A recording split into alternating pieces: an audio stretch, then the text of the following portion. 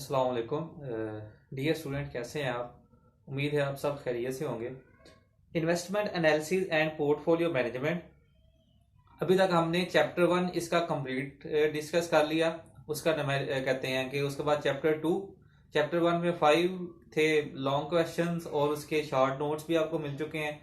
Chapter 2 में investment principles, generic principles all investors must know, वो भी हमने डिस्कस कर लिए। उसके अलावा उसमें ट्रेजरी बिल्स वाला न्यूमेरिकल भी हमने पढ़ा। ट्रेजरी बिल के बाद टैक्सेबल इक्विवेलेंट यील्ड वाला न्यूमेरिकल भी हमने पढ़ा, और टोटल रिटर्न कैसे करते हैं, डिविडेंड यील्ड कैसे इसको कैलकुलेट करते हैं। उसके बाद जो है थर्ड चैप्टर जो था वो था इनडायरेक्ट इन्वेस्टिंग। चैप्टर 2 है डायरेक्ट इन्वेस्टिंग से रिलेटेड। इसमें कितनी अपॉर्चुनिटीज हैं पाकिस्तान स्टॉक एक्सचेंज में इन्वेस्टमेंट के लिए।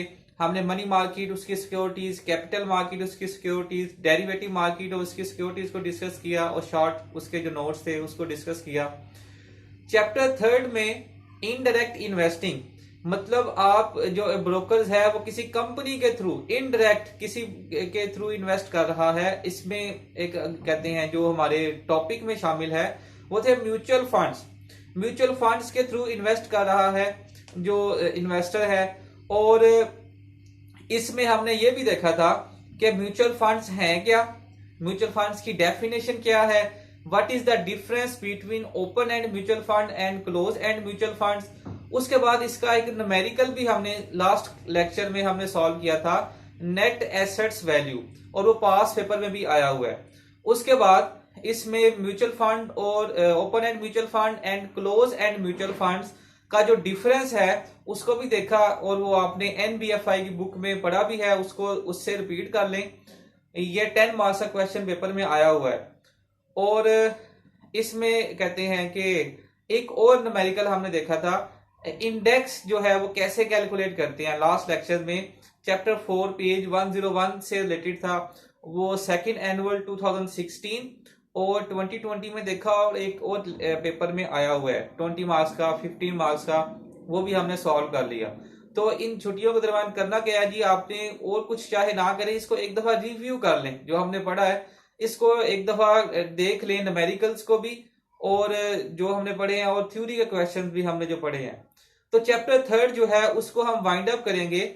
जो शॉर्ट नोट्स इसमें रह गए थे उसको मैं पॉइंट आउट करूंगा, तो आप उसको लिखते अपनी बुक ओपन कर लें, बुक ओपन कर लें और साथ साथ उसको निशान लगाते जाएं कि ये हमने पढ़ लिया है, और जो चीजें रह गई होंगी मैं उसको इधर ही एक्सप्लेन कर दूंगा।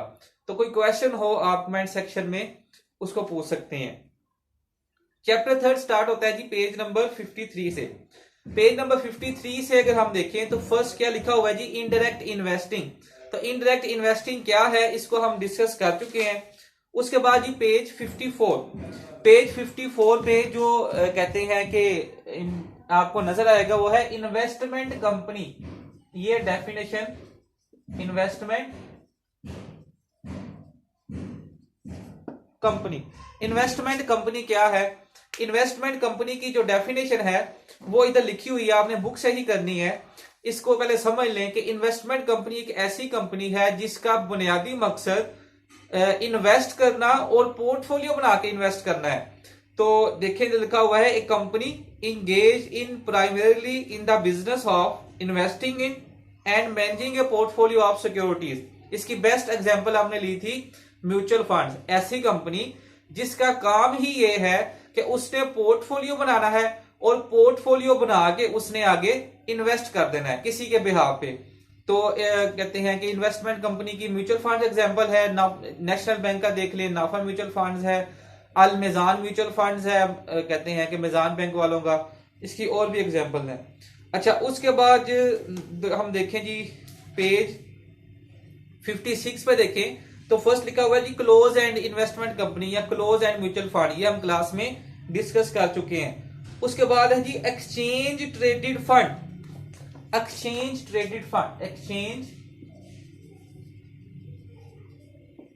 ट्रेडेड फंड एक ऐसा म्यूचुअल फंड जिसके जो यूनिट्स हैं वो पाकिस्तान स्टॉक एक्सचेंज में जैसे दूसरी कंपनीज के शेयर्स ट्रेड हो रहे हैं ऐसे ही ट्रेड हो। In simple words we can say that a fund whose units are traded in Pakistan Stock Exchange just like shares of another company। जैसे दूसरी कंपनीज के शेयर्स ट्रेड होते हैं, बिल्कुल इसी तरह इसके यूनिट्स भी ट्रेड होते हैं।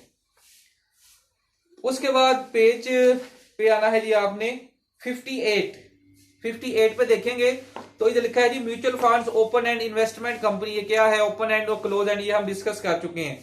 पेज 59 पे देखेंगे तो ओपन एंड इन्वेस्टमेंट कंपनी, ये भी हमने पढ़ लिया। उसके बाद 61 पे types of mutual funds. Types of mutual fund, ये शॉर्ट नोट्स ऐसा नहीं है, डेफिनेशन के तौर पे 2 मार्क्स की जो डेफिनेशन है उसमें ये कहते हैं कि न्यूमेरिकल डेफिनेशन आती है टाइप्स ऑफ म्यूचुअल फंड्स। ये है जी money market mutual funds MMF। उसके बाद पेज 61 पे लिखेंगे सेकंड है जी equity mutual funds, bond funds और hybrid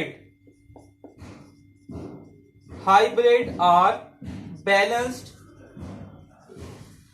mutual fund. Types of mutual funds में फर्स्ट है जी money market mutual funds. Mutual fund की तो समझ है। मनी मार्केट क्या है जी? हमने पढ़ा ऐसी मार्केट जो short term investment, short term financing में डील करती है। तो ऐसा म्यूचुअल फंड जो money market instrument, money market securities में इन्वेस्ट करेगा, हम उसे कहेंगे money market mutual fund. A funds who invest in money market securities is called money market mutual fund. इसको आप लिखना चाहें तो साथ साथ लिख लेना है आपने। जो आप कह रहे थे कैसे लिखवाएंगे, तो मैं बोल रहा हूं तो इसको आपने इन सिंपल वर्ड्स लिखना चाहें तो नोट कर लेना है इस लेक्चर को। जो डेफिनेशन है बुक में भी लिखी हुई है, लेकिन सिंपल वर्ड्स में अगर आप लिखना चाहें तो लिख लें मनी मार्केट म्यूचुअल फंड में mutual funds who invest in money market securities is called money market mutual fund. उसके बाद है जी equity fund, a fund who invest in equity securities, for example common stock, preferred stock, and we already know that there are different kinds of common stock। ठीक है, तो ऐसा fund, mutual fund जो सिर्फ कॉमन स्टॉक में invest करे, equity में invest करे, हम उसे कहेंगे इक्विटी म्यूचुअल फंड्स। अब इक्विटी म्यूचुअल फंड्स में जो इन्वेस्ट करते हैं वो दो तरह के रिटर्न, दो तरह से उनको मिलता है। एक डिविडेंड, पीरियोडिक पेमेंट, और एक उसको कैपिटल एप्रिसिएशन, मतलब शेयर की प्राइस में जो इजाफा होगा उसकी सूरत में भी उनको जो है वो प्रॉफिट मिलेगा।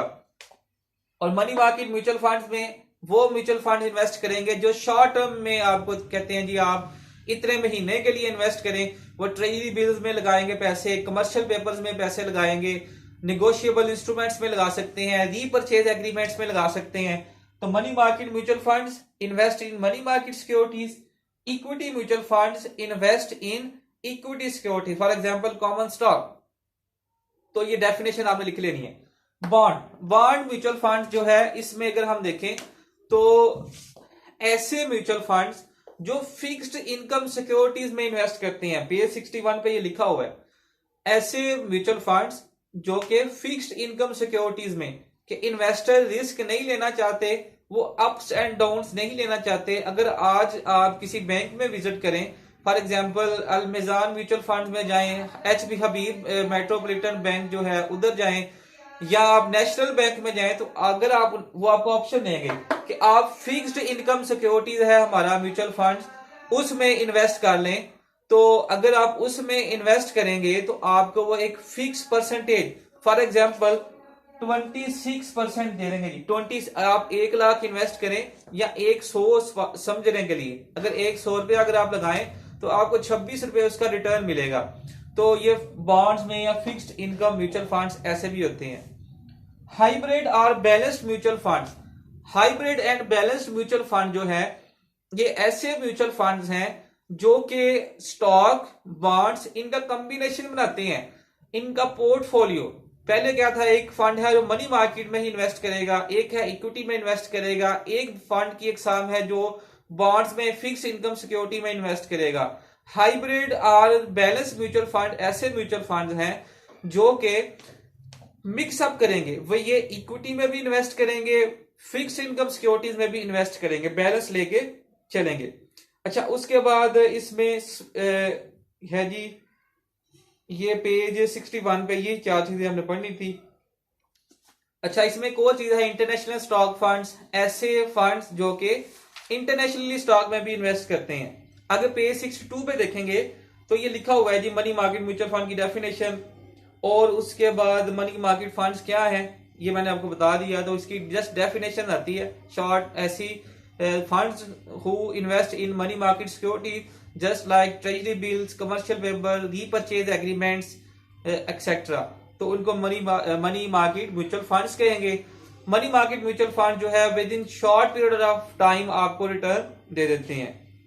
अच्छा, उसके बाद पेज 63 पे एक हेडिंग मिलेगी म्यूचुअल फंड्स ऑब्जेक्टिव्स। जैसे म्यूचुअल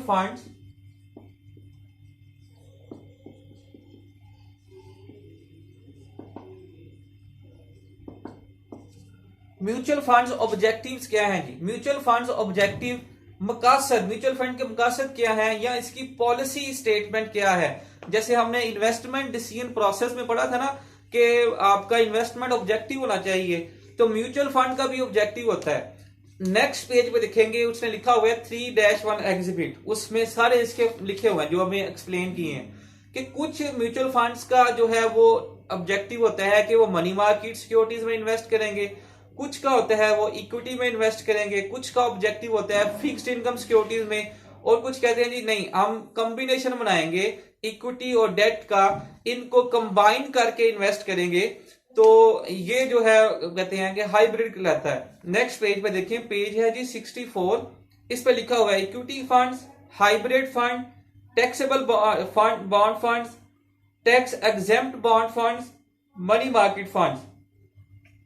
तो ये ऐसे म्यूचुअल फंड्स की ऑब्जेक्टिव्स हैं उनके हिसाब से। मनी मार्केट इक्विटी फंड्स हम देख लिया, इसमें देखेंगे कैपिटल एप्रिसिएशन, यानी कि कैपिटल में जो शेयर्स आपने खरीदे उस शेयर की प्राइस में इजाफा होगा तो आपको इसका रिटर्न मिलेगा। उसके बाद टोटल रिटर्न फंड्स, ऐसे फंड जो हैं वो टोटल रिटर्न पे फोकस करते हैं। इक्विटी फंड्स में इन्वेस्ट करने वाले की ये 3 मतलब कैरेक्टरिस्टिक्स हैं। मकसद उनका क्या होता है कि कैपिटल एप्रिसिएशन से मिलेगा टोटल रिटर्न कॉम्बिनेशन है पीरियोडिक पेमेंट का और कैपिटल एप्रिसिएशन का। उसके बाद ये वर्ल्ड इक्विटी फंड्स के इंटरनेशनली वो डाइवर्सिफाई करते हैं, इंटरनेशनली इन्वेस्ट करते हैं। हाइब्रिड फंड अभी देख लिया हमने। टैक्सेबल बॉन्ड फंड्स जो कॉर्पोरेशंस के हैं उन पे टैक्स लगता है, और जो म्यूनिसिपल ट्रेजरी बिल्स है जैसे टैक्सेबल इक्विवेलेंट यील्ड था वो टैक्स फ्री होते हैं ना, तो हम कन्वर्ट करते हैं। उसके बाद मनी मार्केट फंड्स है जी, पेज 68 पे ये डेफिनेशन पेपर में भी आई हुई है, value fund and growth fund. Value fund और ग्रोथ फंड, जैसे देखिए वैल्यू, अगर किसी चीज की वैल्यू पता करनी हो तो हम प्रीवियस रिकॉर्ड देखते हैं ना कि ये इसने प्रीवियस में क्या परफॉर्म किया, तो वैल्यू म्यूचुअल फंड्स ये इसमें लिखा हुआ है, सारा डेफिनेशन आपने लिखनी है।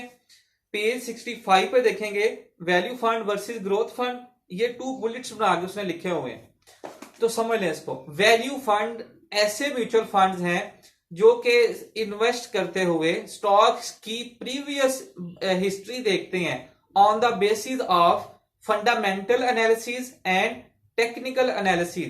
Value funds are those funds who value or who decide to invest in any particular security by making fundamental analysis and technical analysis। इसमें लिखा हुआ है जी बुक वैल्यू क्या है जी, डिविडेंड यील्ड क्या है, dividend yield, earning per share. एक company या एक स्टॉक में इन्वेस्ट करना है तो उसकी प्रीवियस देखनी है और जो सस्ता में मिल जाए ये भी होता है। देखिए इसमें लिखा हुआ है A value fund generally seeks to find stocks that are cheap on the basis of standard fundamental analysis yardsticks such as earnings, book value and dividend yield। तो वैल्यू फंड ऐसी सिक्योरिटीज में इन्वेस्ट करेंगे जो सस्ते भी मिल जाए और उसका एनालिसिस करना है, फंडामेंटल एनालिसिस और टेक्निकल एनालिसिस करने के बाद सस्ते भी मिल जाए और उसका प्रॉफिट भी हो, बैकग्राउंड उसका देखना है। ग्रोथ फंड्स, ग्रोथ जो है वो लिंक करती है फ्यूचर से, आने वाले दिनों में इसके चांसेस तरक्की के क्या हैं, प्रमोशन के चांसेस क्या हैं, ग्रोथ कहते हैं कि आने वाले दिनों में प्रॉफिट में कितने परसेंट इजाफा होगा या कंपनी क्या काम करने जा रही है। तो growth funds invest in those companies, in those stocks whose growth are prosperous in near future। near future में जिनकी ग्रोथ नजर आ रही होती है, जो खुशहाल नजर आए, उनमें इन्वेस्ट करेंगे। लिखा है growth funds on the other hand seek to find companies that are expected to show rapid future growth। तो वैल्यू फंड था प्रीवियस देखना, फंडामेंटल एनालिसिस, टेक्निकल एनालिसिस, फिर इन्वेस्ट करना है। ग्रोथ फंड जो है वो आने वाले फ्यूचर में जो है उसकी बेस पे इन्वेस्ट करेंगे, ग्रोथ जिसमें ज्यादा होगी। उसके बाद ये पेज 66 पे देखें, index fund, mutual funds holding a bond a stock portfolio design to match a particular market index. जैसे हमने पहले देखा कि एक पोर्टफोलियो बनाना, म्यूचुअल फंड्स एक पोर्टफोलियो बनाए जिसमें स्टॉक और बॉन्ड्स हैं और वो स्टॉक एक्सचेंज में ट्रेड हो। उसके बाद जी 67 पे देखें तो नेट एसेट्स वैल्यू, ये फार्मूला जो है पढ़ भी लिया क्लास में, इसका न्यूमेरिकल भी हमने सॉल्व कर लिया। उससे नेक्स्ट पेज पे जाएंगे तो 68 पे क्लोज एंड म्यूचुअल फंड्स है, एनएवी, ये भी हमने पढ़ लिया म्यूचुअल फंड्स क्या है। 69 पे लिखा हुआ है जी फी वर्सेस एक्सपेंसेस। फी वर्सेस एक्सपेंसेस, फी क्या है जी? म्यूचुअल फंड्स जो है हमने कहा था कि इनडायरेक्ट कंपनीज हैं, स्मॉल सेवर से वो पैसे कलेक्ट करते हैं, पैसे कलेक्ट करने के बाद इन्वेस्ट करेंगे आगे, जो रिटर्न मिलेगा अपनी फी और एक्सपेंसेस जो हैं वो कट करने के बाद उसको जो है बाकी का प्रॉफिट जो है वो इन्वेस्टर्स में डिस्ट्रीब्यूट कर देंगे। फी क्या है? अपनी सर्विसेज प्रोवाइड करने की कमीशन जो इन्वेस्टर से लेनी है, कि हम एक एक्सपर्ट मैनेजमेंट लेके बैठे हुए हैं तो हमारी फी है, हम फ्री ऑफ कॉस्ट नहीं करेंगे। एक्सपेंसेस क्या है कि उन म्यूचुअल फंड्स के day to day expenses, operating expenses क्या है, उनको भी उन्होंने डिडक्ट करना है। तो म्यूचुअल फंड्स जो है वो इन्वेस्ट करने के बाद जो रिटर्न मिलता है उनको, उसमें से अपनी फी और एक्सपेंसेस, जो ऑपरेटिंग एक्सपेंसेस हैं, उनको काटने के बाद जो है वो जितने पैसे बचते हैं वो इन्वेस्टर्स में डिस्ट्रीब्यूट कर देते हैं।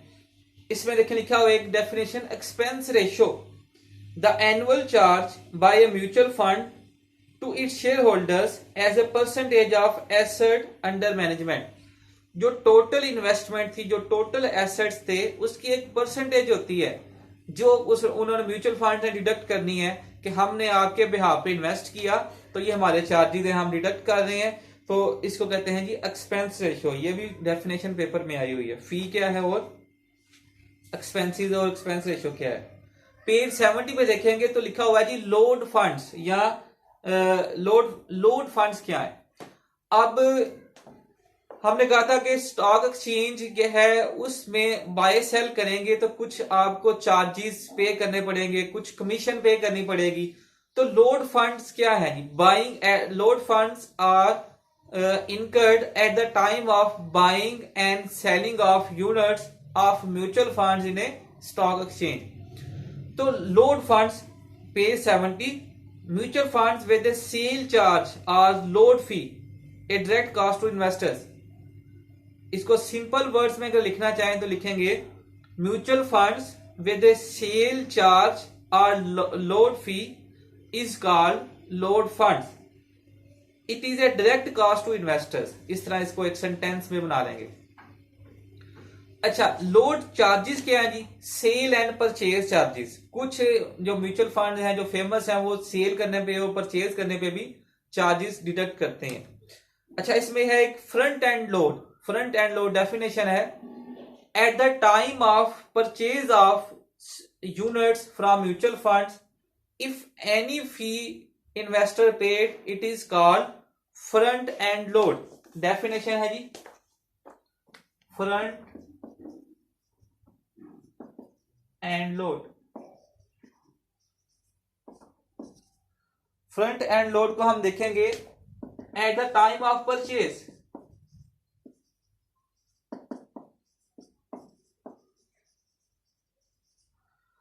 Front end load at the time of purchase.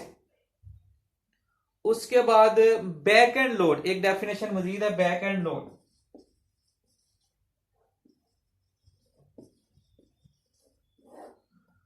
Front end load है द टाइम ऑफ परचेज, अगर कोई एक्सपेंस पे करना पड़ता है तो वो होगा जी front end load charges mutual funds के। और at the time of sale, at the time of sale अगर कोई जो है आपको पे करना पड़ता है उसे हम कहेंगे बैक एंड लोड चार्जेस। अच्छा, उसके बाद डेफिनेशन है जी prospectus. Prospectus is a document that shows the previous performance of a mutual fund, the details of mutual funds investment strategy and previous performance के म्यूचुअल फंड ने प्रीवियसली क्या perform किया, कितना उसने इन्वेस्टमेंट में रिटर्न दिया, तो ये सारी चीजें उसमें म्यूचुअल फंड की शो होती हैं। अच्छा, पेज 7 पे लिखे हुआ जी नो लोड फंड्स, ऐसे म्यूचुअल फंड जिन पे चार्जेस नहीं होते सेल परचेज करने पे, उन्हें कहते हैं जी नो लोड फंड्स। पेज 71 पे 3-10 एग्जाम्पल के नीचे लिखा हुआ है। अच्छा, उसके बाद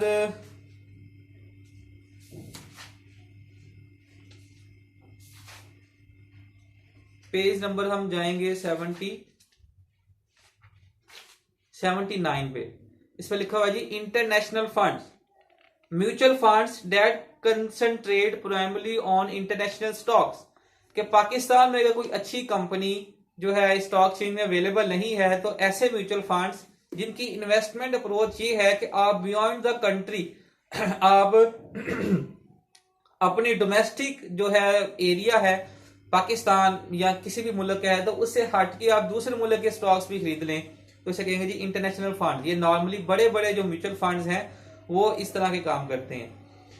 उसके बाद जी ग्लोबल फंड्स और single country funds. Single country funds है जो एक ही कंट्री में रहेंगे, ग्लोबली जो है वो एक से ज्यादा मुल्कों में जाएंगे। पेज 79 पे ये डेफिनेशन लिखी हुई है 2 मार्क्स की। और इस चैप्टर की जो डेफिनेशन है लास्ट वो है 80 पेज पे, हेज फंड।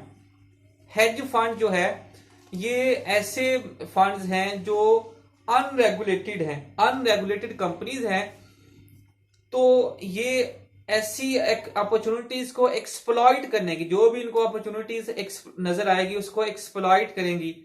पेज 80 पे देखें तो लास्ट पे लिखा हुआ है unregulated companies that seek to exploit various market opportunities and thereby earn large returns than are ordinary available to investment companies. तो ऐसी कंपनी जो उनको कुछ भी अपॉर्चुनिटी नजर आए तो वो उसमें इन्वेस्ट कर दें, उसको एक्सप्लॉइट करें, उन्हें कहेंगे हेज फंड्स। अच्छा, इसमें एक और चीज है, हेज फंड्स जो है वो नॉर्मली जो है वो लॉस को रोकने के लिए, नुकसान को रोकने के लिए इस्तेमाल किए जाते हैं स्टॉक एक्सचेंज में। कि अगर आप कहते हैं कि हेजिंग का मतलब है बाड़ लगाना, अगर आपने किसी कंपनी में इन्वेस्ट किया and there is chances that कि उसमें लॉस होने का खदशा है, तो लॉस होगा तो आप किसी ऐसी जगह पे इन्वेस्ट कर देते हैं जहां पे प्रॉफिट होना है, तो उसका मतलब वो नुकसान रुक जाए, तो हेज फंड्स इसलिए भी इस्तेमाल होते हैं। अच्छा, उसके बाद जी पेज 80 पे एक और डेफिनेशन है फर्स्ट पे, fund supermarkets offered by brokerage firm, these allow the firm's customers to choose from a large set of mutual funds through their brokerage accounts। Fund supermarket से मुराद है कि किसी ब्रोकर के पास आपने अकाउंट ओपन किया तो वो आपको एक लार्ज वैरायटी दे देगा कि ये ऑप्शन, जैसे हमने पढ़ा ना ये म्यूचुअल फंड्स के एग्जाम है, एनबीएफआई में आपने मजीद भी पढ़ी होंगी, इसमें मजीद डिस्कस करने की जरूरत नहीं है कि ऑलरेडी आप चीजें पढ़ चुके हैं कि म्यूचुअल फंड के एग्जाम क्या है। तो ऐसा ब्रोकर जो आपको इन्वेस्ट करने के लिए एक रेंज दे दे कि ये अपॉर्चुनिटीज हैं, आप इसमें इन्वेस्ट कर सकते हैं, तो इसे हम कहेंगे फंड सुपर मार्केट। लेकिन पेज जो है ये खत्म, चैप्टर खत्म हो गया, चैप्टर 3 81 82 ठीक हो गया। अच्छा, 83 पे जो है पेज पे कुछ न्यूमेरिकल्स हैं, इसको आपने लिख लेना है कि इसको हम करेंगे विद चैप्टर 6। इसका लिंक है चैप्टर 6 के साथ, जब चैप्टर 6 आएगा तो उसके साथ हम इसको डिस्कस करेंगे। पेज 145 से इसका लिंक है, तो चैप्टर 6 पढ़ेंगे तो फिर इसकी न्यूमेरिकल्स की समझ आनी है। तो चैप्टर 3 ऑलमोस्ट कंप्लीट हो गया, इसमें जस्ट एक क्वेश्चन रह गया, वो क्वेश्चन ये है एडवांटेजेस एंड डिसएडवांटेजेस ऑफ कहते हैं इनडायरेक्ट इन्वेस्टिंग। ये 20 मार्क्स का जो है क्वेश्चन आया हुआ है। चैप्टर 1 कंप्लीट है, चैप्टर 2 उसके न्यूमेरिकल्स भी कंप्लीट है, चैप्टर 3 भी कंप्लीट हो गया। सिर्फ एक लॉन्ग क्वेश्चन थ्योरी का रह गया, और नेक्स्ट लेक्चर में इंशाल्लाह हम उसको कवर अप कर लेंगे। कोई क्वेश्चन हो कि क्यूरी हो तो आप कमेंट सेक्शन में पूछ सकते हैं। अपना बहुत सारा ख्याल रखिएगा। अल्लाह हाफिज।